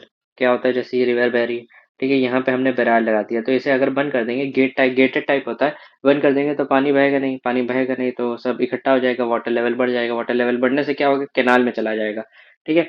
फिर अंडर स्लूज के बारे में की बात करते हैं। अंडर स्लूज क्या होता है? देखिए ये तो पहली बात तो एक गेटेड टाइप होता है, सिल्ट की एंट्री के कंट्रोल के लिए होता है, ठीक है। Called scouring sluice, opening located at same side of taking canal and are controlled by gates, ठीक है। Controlling entry of silt, scour silt deposit जो होता है वो रिमूव करता है और pass the water without using gates, ठीक है। ये मैंने पीछे जो डायग्राम बनाया था, रिवर है, फिर ऑफ टेकिंग कैनाल है, उसके बारे में। फिर क्रॉस रेगुलेटर के बारे में बात कर लेते हैं, अभी जो पीछे पढ़ के आए थे ना। Provided on the parent channel at the downstream of the taking canal. Use क्या होता है? Control flow, control silt and to feed off taking canals. फिर हेड रेगुलेटर के बारे में बात कर लेते हैं। Provided at head of taking canal to control the supplies and control the sediment entry. जो हेड रेगुलेटर है वो हेड ऑफ कैनाल के लगाया जाता है, लेकिन जो क्रॉस रेगुलेटर है वो डाउनस्ट्रीम साइड लगाया जाता है ऑफ टेकिंग कैनाल, ठीक है, याद रखेंगे। फिर मीटरिंग फ्लूम्स क्या होता है? ये डिस्चार्ज को मेजर करने के लिए इंस्ट्रूमेंट लगाए जाते हैं। इसका जो एग्जांपल है वो वेंचुरी फ्लूम है। फिर कैनाल एस्केप्स क्या होते हैं? स्ट्रक्चर होता है to manage release surplus water. Surplus water क्या होता है? जैसे एक्स्ट्रा वाटर है, ठीक है, गेट बंद किया, बैराज बंद किया, पानी बढ़ने लगा, पानी बढ़ने से क्या होगा, कैनाल एस्केप के थ्रू, जैसे ये हो गया, ठीक है। जैसे यहाँ पे हमने गेट बंद कर दिया तो पानी जो ऊपर एक्स्ट्रा बचेगा ना वो ऐसे निकल जाएगा, तो इसे कहते हैं कैनाल स्केप। दो तरीके के होते हैं, वियर टाइप होते हैं और स्लूस टाइप होते हैं, ठीक है। 90 degree crest weir kept at right angle to FSL, और जो स्लूज स्केप्स होते हैं स्कोर एक्सेस बेड सेट। ये दो तरीके के होते हैं, ये याद रखिएगा, वियर टाइप होते हैं और स्लूस स्केप्स होते हैं। फिर स्पिलवेज के बारे में डिस्कस कर लेते हैं। Spillways, spillways is a waterway to dispose of excess flood water after it has filled to capacity and can be located within the dam to add the end dam's end or totally separate structure। एक तरीके का canal scapes ही होते हैं, ठीक है। But specifically structure बनाया जाता है इनका। ठीक है, देखिए 6 तरीके के होते हैं जो पेपर में जनरली पूछे जाते हैं। देखिए पहला होता है स्ट्रेट ड्रॉप स्पिलवे, फिर ऑगी स्पिलवे, ठीक है, फिर साइड चैनल, फिर शूट स्पिलवे, फिर शैफ्ट स्पिलवे और फिर साइफन स्पिलवे। देखिए स्ट्रेट ड्रॉप स्पिलवे क्या होता है, एक स्ट्रक्चर है, सीधे पानी गिरा जा रहा है, ठीक है, इसे स्ट्रेट ड्रॉप कहते हैं। Provided with earthen dam, arch dam और bunds, not suitable for high drop. देखिए ये बहुत इंपॉर्टेंट पॉइंट है, हाई ड्रॉप के लिए नहीं सुटेबल है। अर्दन डैम और आर्च डैम के लिए प्रोवाइड किया जाता है। फिर आगे स्पिलवे, देखिए ये होता है एक एस टाइप स्ट्रक्चर होता है, ठीक है, स्मूथली फ्लो करता है और also called overflow spillway and used in arch dam and buttress dam, ठीक है, और ग्रेविटी डैम में स्पेसिफिकली प्रोवाइड किया जाता है। देखिए कौन कौन से, gravity, arch and buttress dam. Buttress dam कौन सा होता है, रुकिए मैं बता देता हूँ। ये जैसे ये स्ट्रक्चर है, यहाँ पे ऐसे लगाया जाता है ना, इसे कहते हैं बटरस डैम। फिर साइड चैनल स्पिलवे क्या होता है, provided in the narrow space flow of water from crest weir turn by 90 degree, ठीक है, साइड चैनल है और कम स्पेसेस में प्रोवाइड किया जाता है, वाटर का जो फ्लो है वो 90 डिग्री तक मोड़ दिया जाता है। फिर शूट स्पिलवे होता है, ये क्या होता है, provided in gravity dam, earthen dam and Rockwell dam, water dispose through steep slope. जैसे क्या होता है, ये आया और काफी मतलब स्टीप स्लोप से उतार दिए ना, तभी तो शूट स्पिलवे बोला जाता है। और देन आज और रॉकफेल डैम में प्रोवाइड किया जाता है। शाफ्ट स्पिलवे, इसमें क्या होता है, जैसे ये रिवर बह रही है, ठीक है, और यहाँ से स्ट्रक्चर पानी ऐसे बहा के ऐसे बहा देते हैं एक अलग से कॉन्ड्यूट टाइप बना के, provided where space availability is less, और vertical shaft followed by horizontal conduit. ये वाली लाइन बहुत इंपॉर्टेंट है, provided where space is less, यहाँ पे शाफ्ट स्पिलवे प्रोवाइड किया जाता है एक एक्स्ट्रा कॉन्डुइट निकाल के, ठीक है। फिर साइफन स्पिलवे होता है, इसमें क्या होता है, साइफनिक एक्शन में पानी बहता है excess water down stream side via U shaped conduit. फिर टाइप्स ऑफ फॉल पे डिस्कस कर लेते हैं। देखिए 9 तरीके के फॉल होते हैं। पहले बात कर लेते हैं ऑगी फॉल, फिर rapid fall, stepped fall, well type fall, trapezoidal fall, straight glacis fall, simple vertical drop fall, Montague fall और इंग्लिश फॉल और बैफल फॉल, ठीक है। 9 तरीके के फॉल होते हैं, सबका अपना अपना तरीका है। देखिए फॉल क्या होता है, पहली बात तो ये मैं बता देता हूँ, पानी का फ्लो करने का मतलब नीचे गिराने के तरीके को बोलते हैं, ठीक है। कितने तरीके के फॉल होते हैं उनके बेसिस पे डिसाइड किया गया है, ठीक है। और ऑगी फॉल जो मैंने बताया था एस शेप होता है, minimises the adverse effect. Rapid fall होता है, ये थोड़ा सा स्टीप साइड में होता है, used when ground surface is flat and extensive expensive to construct होता है। फिर स्टेप्ड फॉल सीढ़ी टाइप स्ट्रक्चर होता है और अगर दो अलग अलग लेवल में, एक यहाँ पे एक यहाँ पे, इन दोनों को कनेक्ट करने के लिए ये स्लोली स्लोली बनाया जाता है, ठीक है। फिर वेल टाइप फॉल क्या होता है, एक वेल टाइप स्ट्रक्चर होता है, वहां से यहाँ पे पानी भर जाता है एंड देन यहाँ से ऐसे करके निकाल देते हैं, तो इसलिए बनाया जाता है। Inlet well with pipe at its base stream conveys water to downstream side. फिर ट्रेपेजॉइडल होता है, ऐसा स्ट्रक्चर होता है, ठीक है, ट्रेपेजॉइडल नॉच फॉल का। Raise crest wall across channel with trapezoidal notch suitable for lower discharge. फिर स्टेट ग्लेशियस फॉल होता है, देखिए ये लाइन बहुत इंपॉर्टेंट है, लोअर डिस्चार्ज के लिए ट्रेपेजॉइडल फॉल यूज करते हैं। फिर स्ट्रेट ग्लेशियस फॉल, ये सीधे फॉल मतलब स्टीप, थोड़ा स्टीप स्ट्रक्चर होता है, बट यहाँ पे एक baffle wall type structure provide कर दिया जाता है, उससे क्या होता है, अ, थोड़ा वो एनर्जी जो होती है वो डिसिपेट हो जाती है। तो इसके बारे में पढ़ते हैं कि include raised and smooth slope design efficiently and dissipate energy as flows of water raise crest. जैसे है ना, यहाँ पे रेज्ड क्रेस्ट प्रोवाइड किया गया है, तो क्या होता है, डिसिपेट कर देता है एनर्जी को। फॉर मॉडरेट डिस्चार्ज के लिए यूज होता है 40 to 60 क्यूमेक के लिए। फिर सिंपल वर्टिकल फॉल, यहाँ से मतलब इसमें कोई स्ट्रक्चर नहीं बनता, सीधे नीचे गिर जाता है, इसे शारदा फॉल भी बोलते हैं। रिसेंट में काफी बार क्वेश्चन आया है, शारदा फॉल बोलते हैं इसे सिंपल वर्टिकल फॉल को। कसते single vertical drop upstream water descend with sudden impact on downstream. देखिए ज्यादा हाइट ना हो, लो डिस्चार्ज के लिए यूज होता है, ठीक है। क्योंकि जैसे अगर पानी गिरेगा तो ज्यादा एनर्जी, अगर हाइट ज्यादा हुई तो ज्यादा एनर्जी होगी, तो क्या होगा, वहां पे इरोजन होने लगेगा।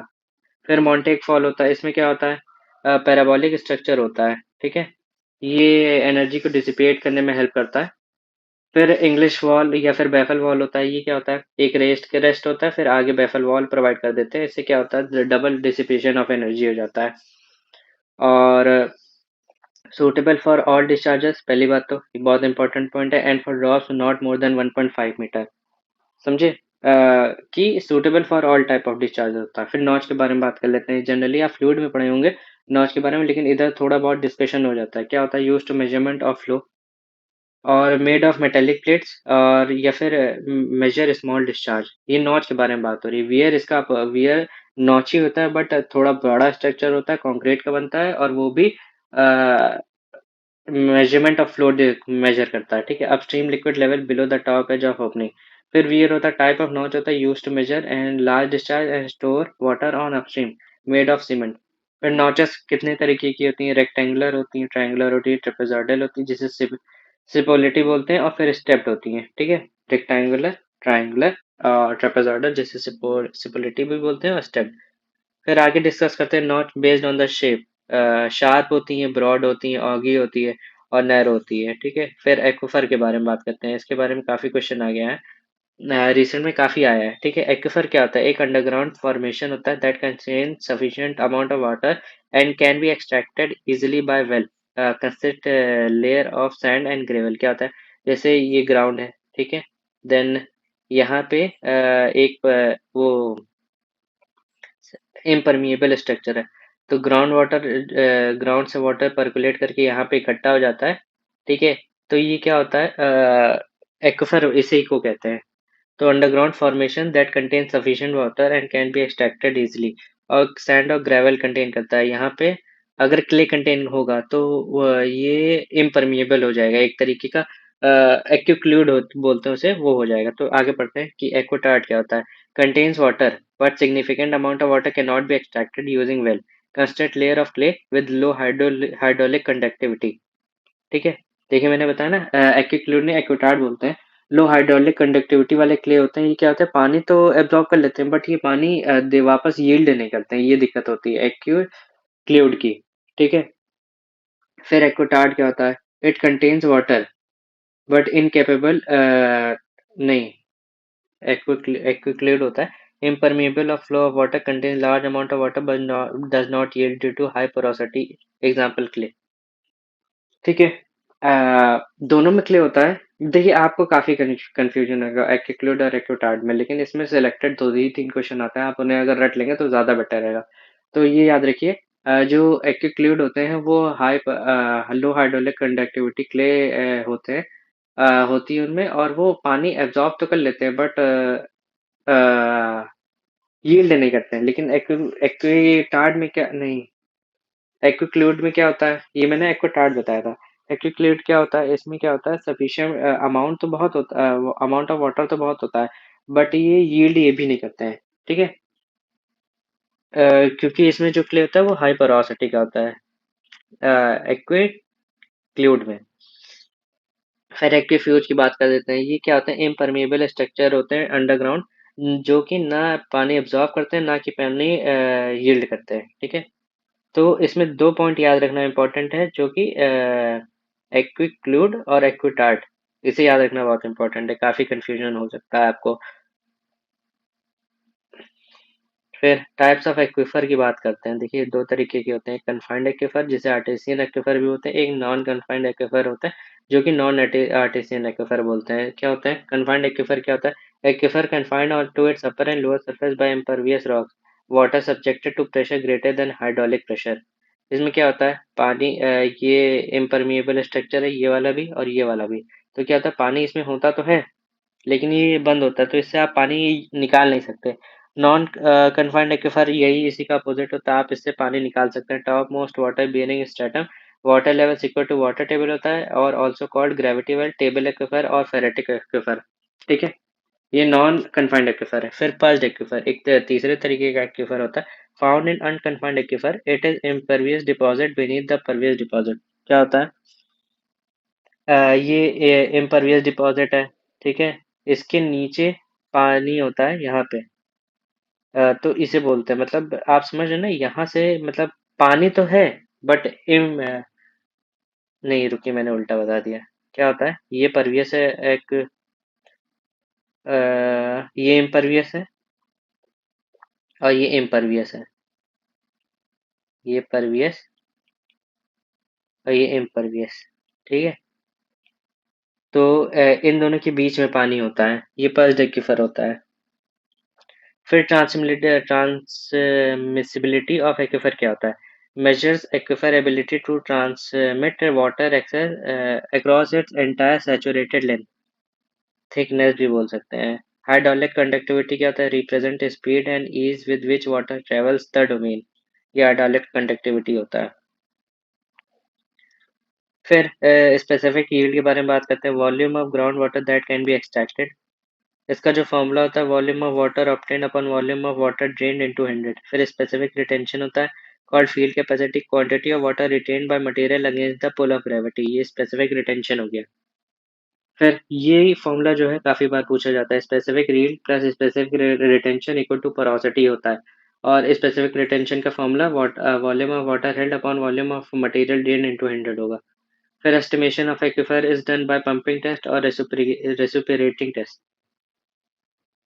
ठीक है, pumping test and reciprocating test. फिर डैम्स के बारे में पढ़ते हैं।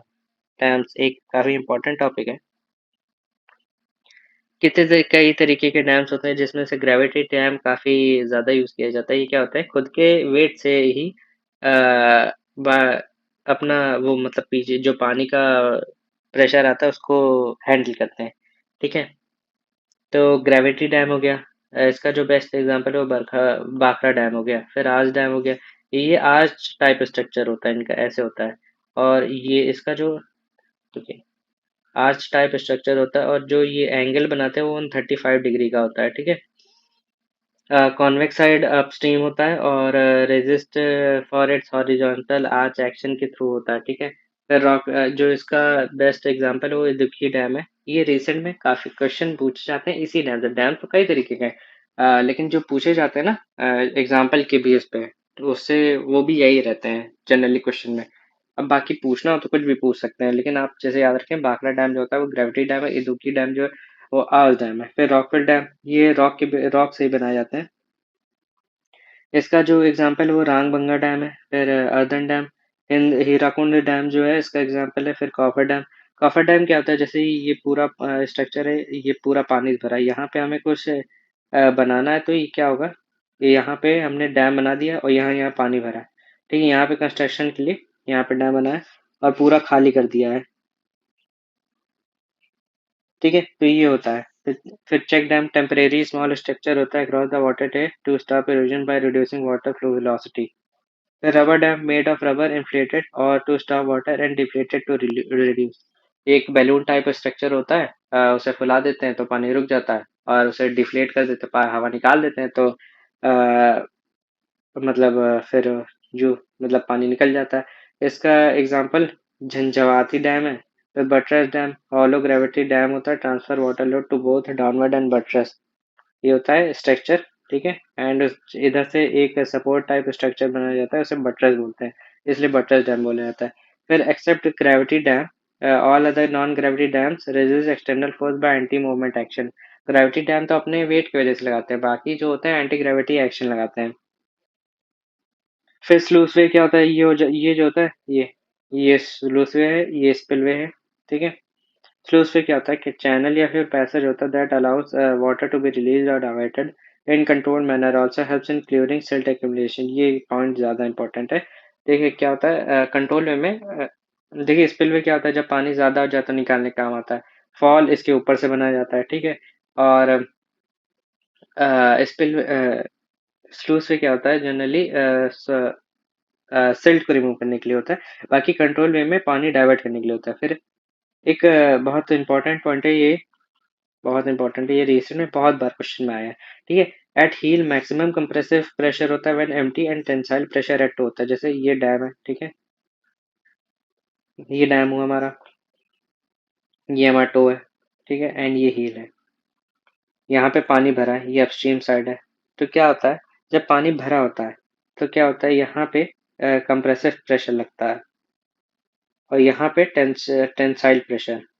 ठीक है, और यहीं पे जब डैम एम्प्टी हो, ये एम्प्टी स्ट्रक्चर है, तो यहाँ पे कंप्रेसिव लगता है और यहाँ पे टेंसाइल लगता है। ठीक है, यही पे लिखा है कि max compressive pressure at toe when full and tensile pressure at heal.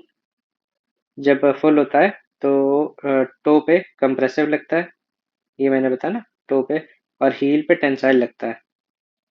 फिर आगे फोर्सेस एक्टिंग ऑन डैम। देखिए ग्रेविटी डैम के बारे में बात कर रहे हैं, क्योंकि वही जनरली पढ़ाई जाता है, पूछा भी जाता है। ठीक है, gravity dam, weight of dam due to self weight at centroid. ये जो होता है ये वेट होता है। फिर वाटर प्रेशर, हाइड्रोस्टैटिक प्रेशर जो होता है ग्रेविटी डैम पे, वो कैसे निकलता है? हॉरिजॉन्टल फॉर्म में निकलता है, तो 1/2 यूनिट वेट ऑफ वाटर और हाइट का square at the height of h/3 from base.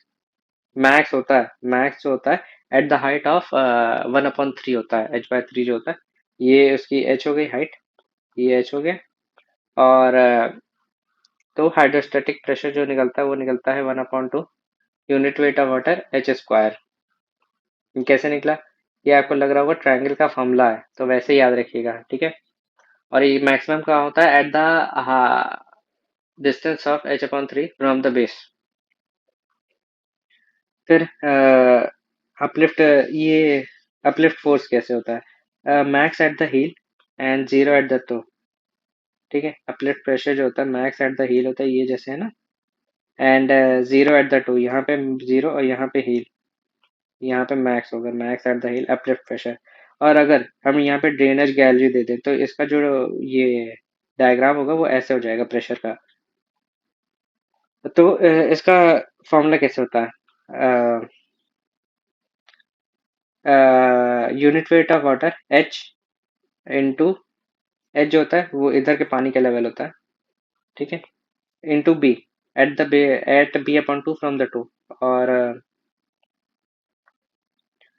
2b/3 पे from the toe 1/2 gamma unit weight of water h-h into B. फिर दोनों को प्लस कर देंगे तो टोटल प्रेशर आ जाएगा। तो दोनों को प्लस करने पे ये फॉर्मूला बनता है, uplift pressure eight drainage gallery, ये याद रखेंगे। ठीक है, तो gamma unit weight of water into H plus 1/3 h-h unit weight of water. ठीक है, ये याद रखेंगे, ये अपलिफ्ट प्रेशर होता है और हील पे मैक्सिमम होता है अगर ड्रेनेज गैलरी ना प्रोवाइड की हुई और टो पे जीरो होता है। फिर अर्थक्वेक प्रेशर के बारे में बात करते हैं कि कांस्टेंट होता है, अर्थक्वेक कांस्टेंट हॉरिजॉन्टल में है, फिर इनटू वेट, और वर्टिकल में तो इनटू करेंगे वर्टिकल कांस्टेंट से और इनटू वेट। ठीक है, और एक्सेलरेशन प्रोवाइड किया गया है तो वर्टिकल इनटू ग्रेविटी। फिर अदर प्रेशर, कौन कौन से अदर प्रेशर लगता है? सेल्फ प्रेशर लगता है, विंड प्रेशर लगता है, वेव प्रेशर लगता है, आइस प्रेशर लगता है। टोटल तो कहते हैं कि देखिए 8 तरीके के प्रेशर लगते हैं, जिसमें से मेजर जो है वो खुद का वेट है, अपलिफ्ट है, और हाइड्रोस्टैटिक है, और अर्थक्वेक है। फिर सिल्ट, आइस, और वेव, विंड। ठीक है, एंड अच्छा हाँ हो गया 8। फिर मोड्स ऑफ फेलियर, काफी बार रिसेंट में क्वेश्चन आया है, एसएससी जी में आया था कि मोड्स ऑफ फेलियर कौन कौन से हैं? तो 4 तरीके से फेलियर होता है, ओवरटर्निंग, स्लाइडिंग, टेंशन और क्रशिंग। ये 4 तरीकों से फेल होता है एक ग्रेविटी डैम। कौन कौन सा? क्रशिंग, टेंशन, स्लाइडिंग और ओवरटर्निंग। फिर uplift pressure can be reduce by providing drainage gallery and sheet piles, cut off piles भी बोलते हैं। देखिए मैंने बताया था ना, ड्रेनेज गैलरी प्रोवाइड करने से क्या होता है, अपलिफ्ट प्रेशर कम हो जाता है। फिर seepage failure happens due to piping और ड्यू टू अपलिफ्ट प्रेशर, ये सीपेज फेलियर रहता है। फिर क्रीप लेंथ क्या होता है? Distance travel by the seepage water in the soil, जिसे क्रीप लेंथ बोलते हैं। रेलवे में क्रीप का कुछ और मतलब होता है, और सोम पढ़ेंगे तो उसमें क्रीप का मतलब कुछ और होता है। फिर Bligh's gave creep theory for preventing seepage, और कोसला थ्योरी थी सीपेज थ्योरी के, सीपेज थ्योरी के लिए दी थी फॉर डैम स्ट्रक्चर। तो ब्लिक थ्योरी और कोसला थ्योरी ये सीपेज थ्योरी पे बेस्ड है। ठीक है, और क्रीप लेंथ तो बता ही दिया कि distance travel by the seepage water. फिर extra points points to remember, कुछ एक्स्ट्रा पॉइंट्स के बारे में डिस्कस कर लेते हैं कि water logging is caused due to impermeable strata, फिर amount of irrigation water required to meet evapotranspiration needs to crop full growth, इसे conservative irrigation requirement बोलते हैं। फिर meander length increases, cutoff reduces the length।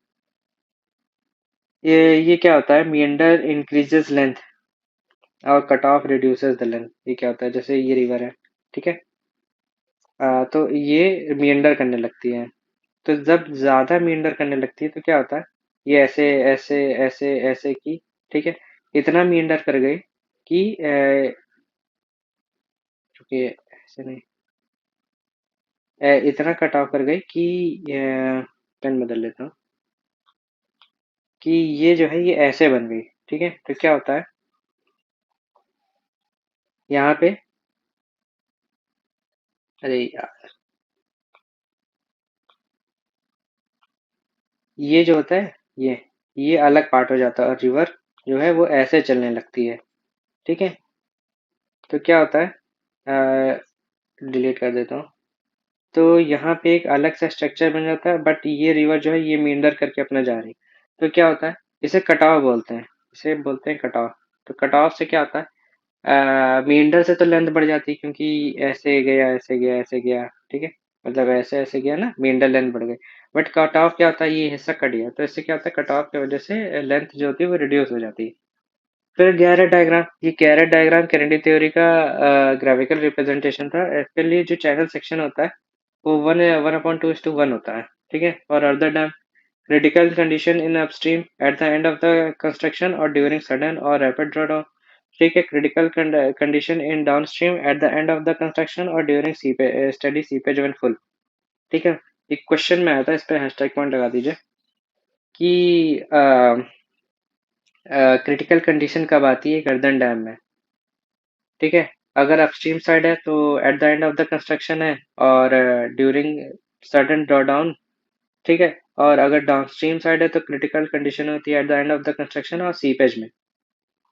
फिर cross regulator, ये बताया था कि provided at control supplies passing down down parent channel at the down end at the parent channel to required supply. फिर max irrigation requirement of a rice crop is exhibited by minimum duty और max delta, ठीक है।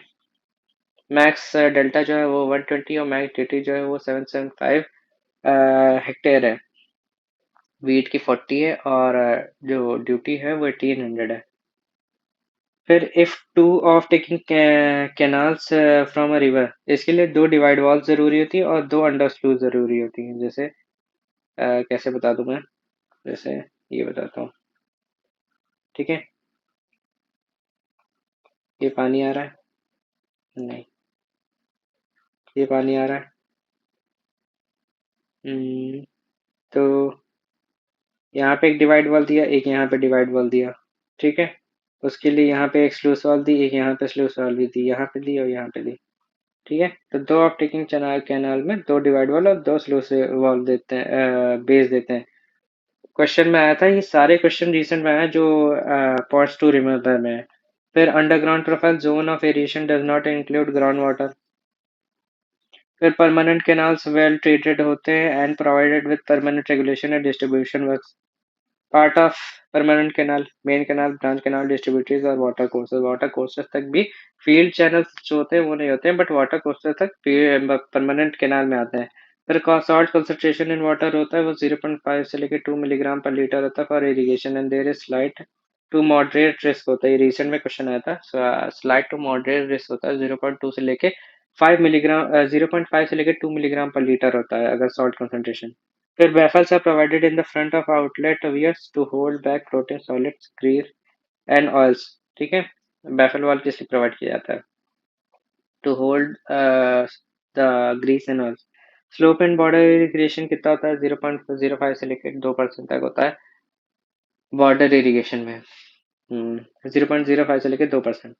फिर small dia pipes filled with outlets and drip irrigation is emitters बोलते हैं। फिर uplift pressure at the face of the drainage gallery as per USBR taken equal to hydrostatic pressure at toe plus 1/3 pressure difference of hydrostatic pressure at the ये याद रखिए formula, ये था gamma W H plus 1/3 gamma W H minus H, ये formula था ना uplift pressure का, वही है। फिर intensity of uplift pressure at downstream and upstream taken equal to hydrostatic pressure.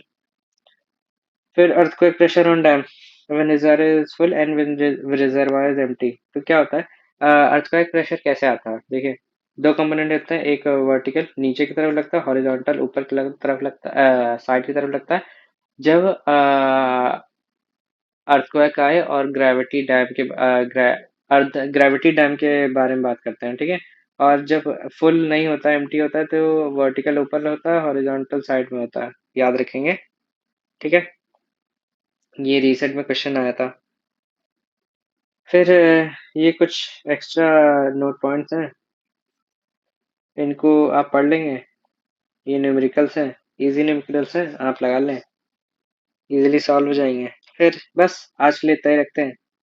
कल हम लोग बिल्डिंग पढ़ेंगे। बिल्डिंग के देखिए कुछ छोटे छोटे टॉपिक्स में पढ़ेंगे, पहले ब्रिक पढ़ेंगे, फिर सीमेंट पढ़ेंगे, फिर लाइम पढ़ेंगे, छोटे छोटे टॉपिक में पढ़ेंगे, तो ताकि वीडियो जल्दी कंप्लीट हो जाए, हमें भी बनाने में इजी पड़े और आपको भी इजी पड़े पढ़ना।